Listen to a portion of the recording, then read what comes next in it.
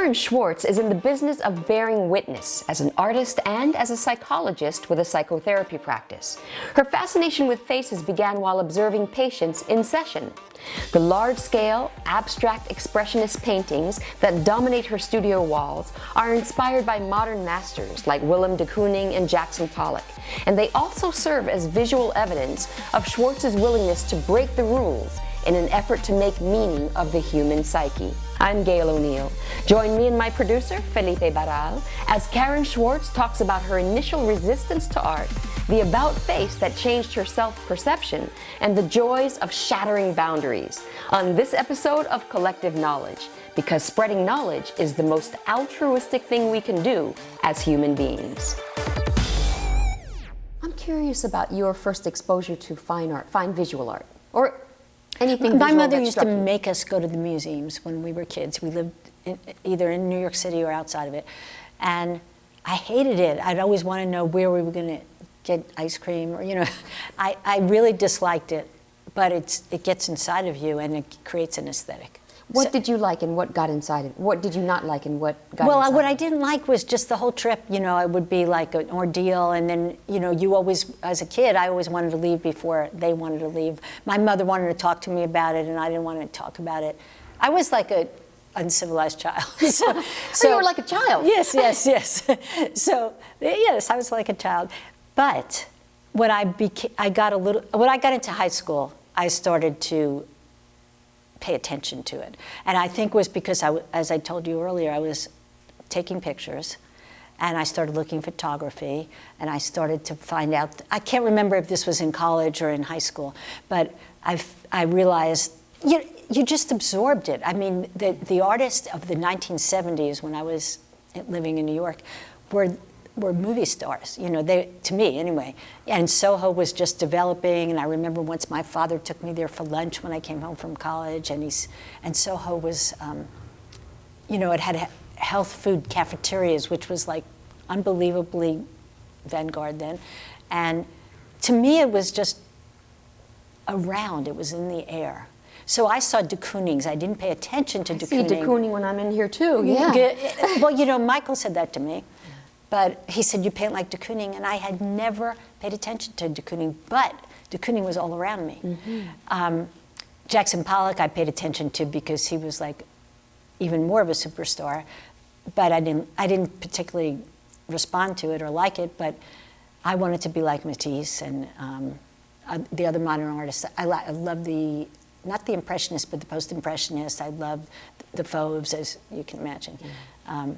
But I wanted to paint like Matisse, but I painted more like de Kooning. Yeah. And then I came to appreciate that later. And there was a period when you were taking photographs. Tell me about that. Who first put a camera in your hand and what happened? I still do it. I think my father. He took the family photographs, and then I started taking them. And everywhere we went, I would have a camera. And until we had phone cameras, I would be the same as an adult. Every time I travel, the main orientation is photographing. And I don't usually photograph my family. I forget to do them. You know, except when the kids were young.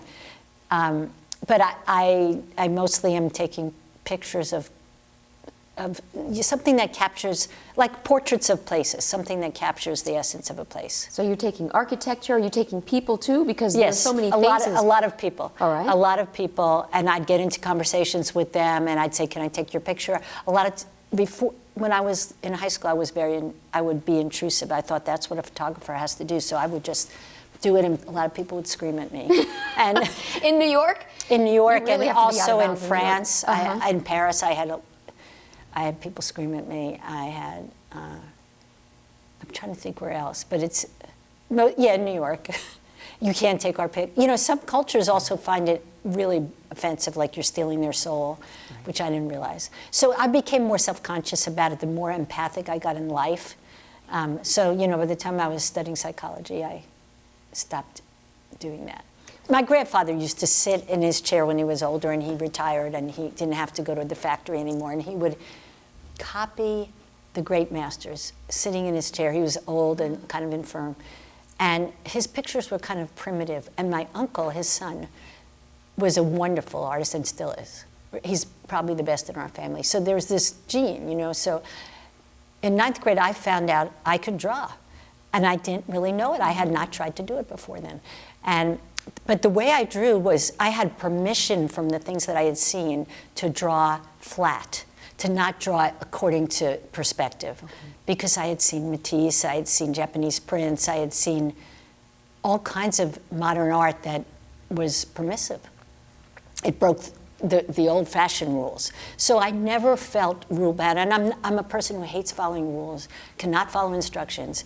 So I just drew what I saw, and that was from naturalistic observation, which is also my favorite research method in psychology. And you would sit in psychotherapy practice and stare at people's faces. I would, and I wanted to draw their faces sometimes, and I knew that means go back in the studio. So would you draw faces, or did you have to stick to taking notes and then? I'll be honest, like a few times I did little faces, but I would do a couple of lines to see, could I capture that face? But you know, you're not doing what you're supposed to be doing when you're doing that. And I used to keep it quite quiet that I also was doing more and more art while I was a therapist. I thought it would make me seem like a dilettante to people on both sides. And then I stopped, and it seems to be very important to a lot of my patients. That I am involved in some creative pursuit where I'm going through the struggles one goes through as an artist. Particularly writers or other people who are doing that feel there's an opportunity, I think, to be appreciated. Do you have clients who are artists or writers or? More writers, which I don't find very different. I mean, I think it is different. It's a different, but the issues I think that come up of trusting one's own, finding and trusting and being able to stay with what comes up from the inside, and that's what psychotherapy is about too. What were you painting originally? Were you painting on this large scale that I see now? Good question. Not as large. I started doing larger work when I met Michael David. He suggested sizing up, and it suited me perfectly because, you know, like sometimes that's not big enough. You know, like my paintings always exceed the boundary of the perimeter of the painting, and sometimes I'll add another panel to absorb that, which is an abstract expressionist practice. To, you know, just if painting doesn't fit here, add some more. Mm-hmm. So I do that.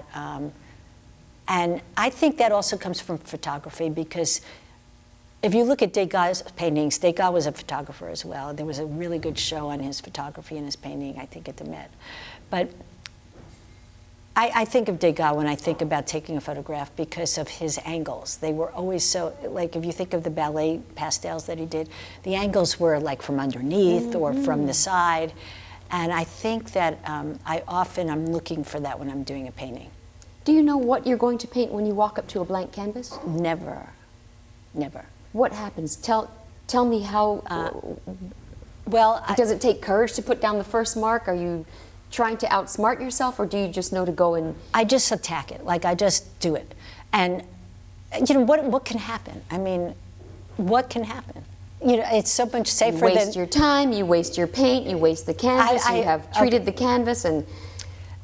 Fortunately, I don't worry about wasting materials, and that's a very important element. And I learned that in photography too, because when there was film photography, I had a teacher who, I did take some photo courses. I didn't learn any technique, but I learned some good rules, like don't worry about how much film you waste. If you want to take some good shots, you have to waste a lot of film. Okay.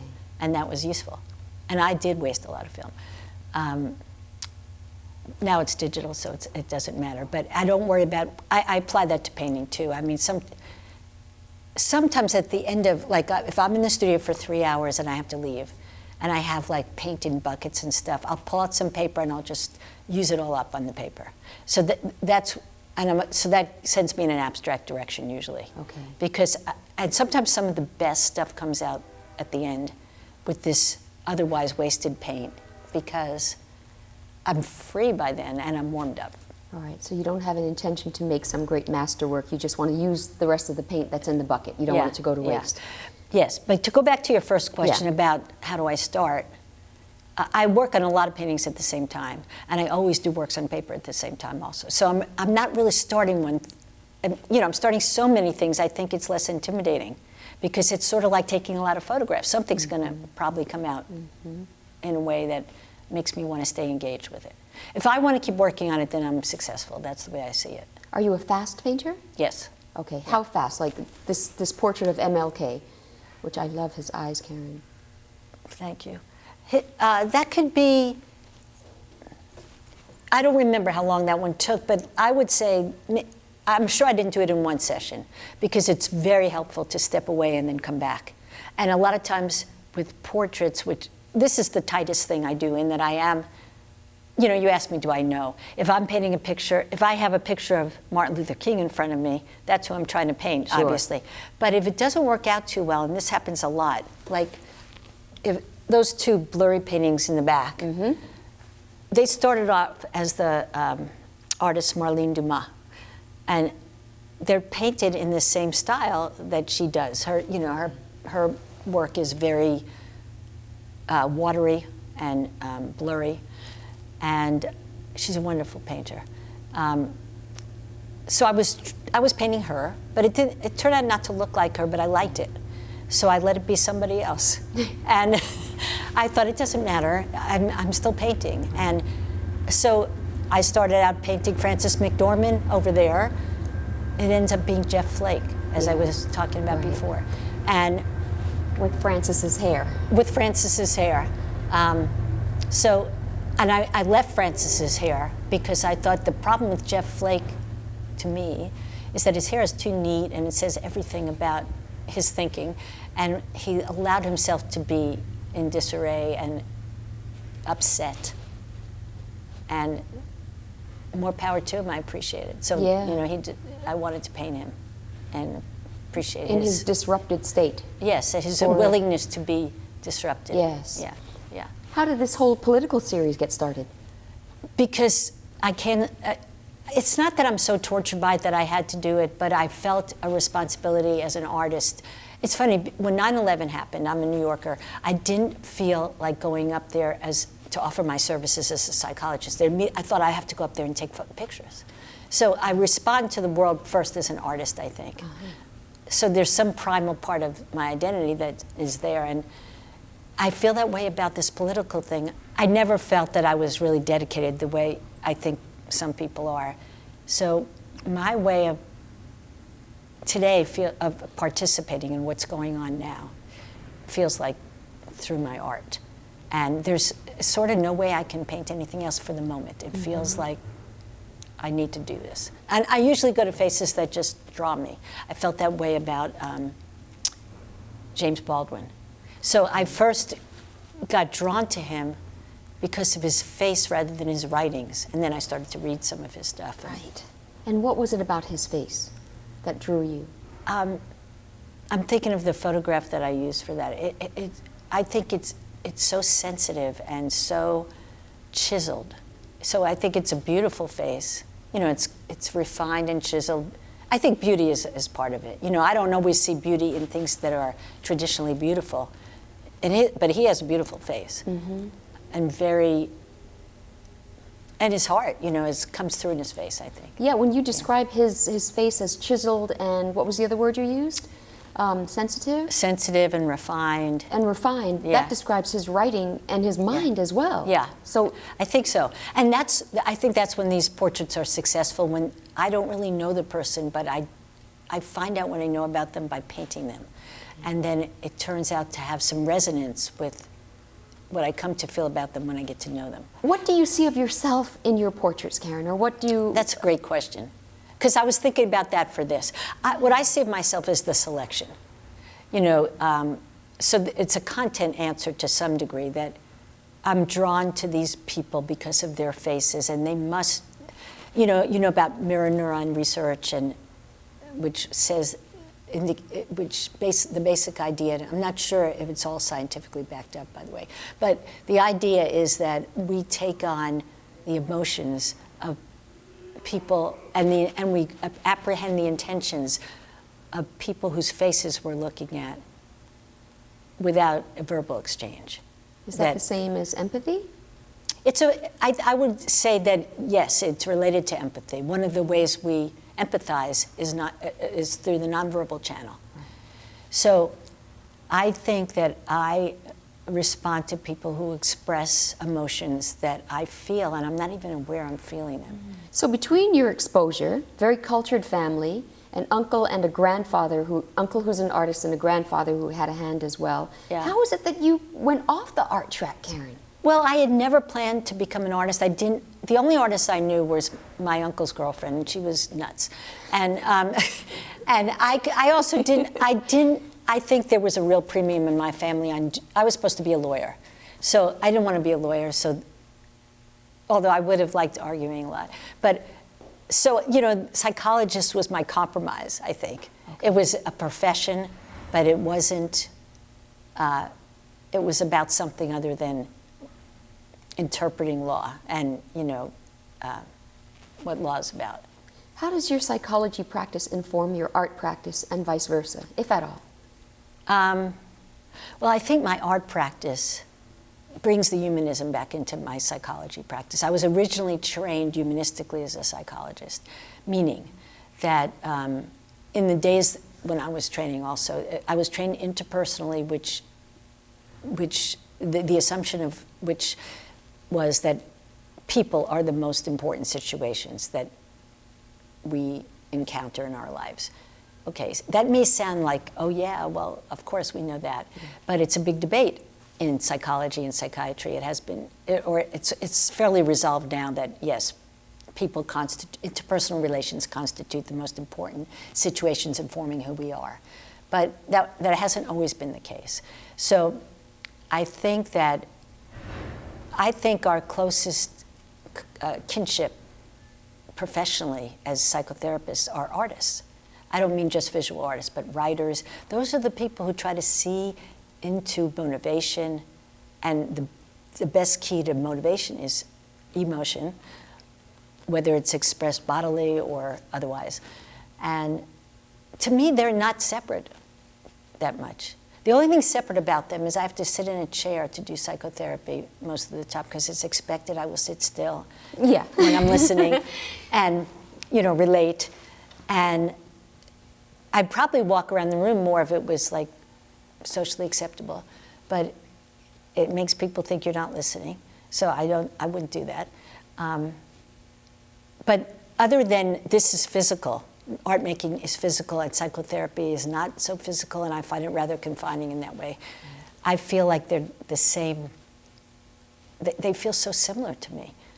It feels like I'm trying to sense and feel into a human experience. And I think that's what I'm doing as a painter also. Even when I work abstractly, I'm working with, you know, wanting to express a sense of freedom, or often that's it, or sometimes order. Like I started this painting, I don't have it here, it's called Scrambled Eggs. I started it by putting little boxes on this very big canvas, much bigger than that. And it turned into a great painting of controlled chaos, I would say. So it had these obsessive little squares, the kind like if you were in a prison cell, you know, you'd go like this and mark off the days. Yes, it was like that. And then it looked like I had cracked an egg on top of it when I got done. Hence the title, Scrambled Eggs. Yes, yes. Yeah. So you're a fast painter. I visualize you, and we're going to get to see that you move around a lot. You're a very dynamic painter. You're not just standing in one place. Right. So I wonder how your psychotherapy practice would differ if you were more dynamic, if you moved around, if you whirled around. What do you think? Well, sometimes I work on the phone occasionally with people, and it turns out, well, I also take notes a lot. I can take notes without looking down. I don't do it with everybody, but I do it with a lot of people, and I never thought I would do that because, you know, how can you be present and make eye contact and take notes? Well, I can take notes and look at you like this. I'll look down occasionally. If I can't, then I won't do it. Okay. And with some people, I can. So I notice that even when I have the opportunity to move around, because nobody can see me, I often don't move around that much. I will get up more, but and pace. But I think the act of concentrating and listening must, to me at this point, it's rehearsed so many times and practiced, it needs to be a stiller activity. You know how to do it. Yeah. You mentioned beauty earlier. Why does beauty matter? However you want to define it. or wherever you see it? Beauty is just really important to me. Like, I see it in things that some people think are ugly. Like, one of the most beautiful things, and my mother helped me remember this, is we were walking in New York City after a snowstorm, a big snowstorm, and they had thrown a lot of sand on the streets and salt and stuff like that. So there were these gradations of color in the snow. And I remember, you know, we were walking and we were walking a little dog that she had, and she said, "Come on, what are you doing?" And I said, let me look at this for a second. So and she said, "Only you would look at that." But she was kind of in a positive, you know, she was positive about it. But so what some people would see as the dirt, you know, that accumulates in the snow, I thought, look at all those gradations of sand and gray, and I'd love to use those as in a photograph. And you know, so the fact that I tune into beauty, I think I always have. I grew up around a very aesthetically minded mother. I mean, just her way of arranging things in the house was really nice. And she was messy and wild, but she had a great eye. So I think, you know, those things just get inside of you. And it was really important to her, to the point that we didn't get places on time, that we didn't get things done. So, you know, the downside of paying attention to beauty is you don't pay attention to order, and at least in my case, some people find beauty in order. But so, you know, I'm like, I'll be walking down the street and I'll be noticing things that you can see that I want to take a picture of, I wish I could draw, and I don't get to where I'm going and I make the wrong turn. So, you know, there's a cost. I also think I see beauty in things that other people find ugly sometimes. And I have a friend, George Hagman, who's a psychoanalyst, who wrote about beauty and ugliness, and them both being very important. They both, I have to go back and read what he wrote because I don't remember at the moment. But so I think that beauty is really in the eye of the beholder. We have certain shared standards of what is beautiful, and people have analyzed that symmetry and things like that. I don't think, for me, symmetry works particularly. I like things that are asymmetrical and off balance visually. And I think even musically I probably do. But I think, you know, now everybody's looking, including me sometimes, but this kills me. I'll be with my husband and he'll be looking at his cell phone when we're in a city that we've never been in before. And I'll say, "Look around, there are train tracks over there." I hear the trains, you know. And there's a sidewalk over there that has this really beautiful shadow on it. And, you know, and I'll say, and now he's getting us where we're going. You know, he's looking at the directions and I'm not. So, you know, that to me, there's a sort of trade-off. What I really admire about you is that you've been able to reconcile this duality in yourself, your psychotherapy practice and your painting practice, and honor them both, own them both. You are not a dilettante, I mean, you've never psychoanalyzed me, so I don't know about the other side, but you've been doing it a long time, so I'm assuming the best there. Can you give viewers 3 tips on how they might integrate varying interests that they have in their lives, just so we can get out of our ruts? Or what are some of the ways that we might get into a way of thinking about ourselves that erases the multidimensionality of who we are and what we can be, I should say? Erases it or facilitates Erase it? No, I'm saying I want you to give us ways to facilitate it. Oh, yeah. Yeah. Take seriously other interests. I mean, I really dove into this. And I was lucky because I had encouragement from Gail, from Michael. I had people who valued what I was doing and said, "You weren't kidding, you could draw." You know, and of course that always helps us. But get around other people who are doing what you do, if that helps you do it, and give it time, give yourself permission, and give yourself permission to be an amateur, you know, to be terrible at it, if you like it. I think a lot of people get hung up because they think, "I'm not good at this," or "I'm starting this too late," and I think it's not about that. I mean, I've gotten a little more ego into being an artist because I've been doing it long enough to expect something of myself. At the beginning, I expected nothing of myself. It was just pure joy. And sometimes I wish I could go back to the absolute beginning because that was more fun in some ways. I can accomplish more now in terms of pleasing myself with what I do, but it was like a discovery at first, all the time. Your psychotherapy practice is founded in language. Right. And your visual art is founded in color and composition. And line, I think line is a really big element to me. Right. Now, line feels more like words. Oh. You know, sometimes I will pull something together that needs to be pulled together and structure it through line. And to me, words structure experience that's nonverbal. Because, you know, the effort of psychotherapy is, a lot of us think of it as to put into words experience. Because once you put experience into words, you're symbolizing it. And then it's the way kind of the brain tries to order experience and to make meaning. And language is one of the main ways we do that. But we're working often with things that are not experienced in language. So I think my field is getting much more interested and sophisticated in that, how that happens. But I think that realizing that just being with somebody, whether you say anything or not, is extremely meaningful sometimes.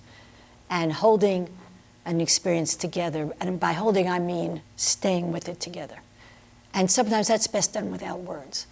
So just bearing witness. Yeah, it's interesting, I'm getting hoarse at this moment. But even noticing things like that, you know, by bearing witness or it's saying something like, wow, and I don't mean like the way we go awesome, you know, like automatically, but sometimes one word that's not very technical and that you don't go to graduate school to learn to do, but expresses your feeling, or, you know, a sigh. Some of those kinds of, you know, nonverbal, verbal gestures, you know, I think are the links sometimes of what a shared moment can be made out of. Thank you, Karen Schwartz. Okay. Coming up next on Collective Knowledge, Will Johnston, Executive Director at Microlife Institute, Incorporated. It's that idea of like people stop, you can see the question like kind of forming like, what is that? And then the expression comes, they're like, oh, that's a tiny house. Oh my gosh. Phone out, click, click, click, click, click, click. And while then they're driving. Yeah, while they're driving, which scares me. But then like, you get the people on the side of the roads are like, honey, that's what I've been telling you about. And it's hilarious. It's almost like a comedic routine. You know, it lets people be like, oh, that's what I've seen on TV. Oh, that's here. Don't forget to share this episode, like us, or send us a comment. You can follow us on Instagram, Twitter, and Facebook, and please subscribe to our channel on YouTube.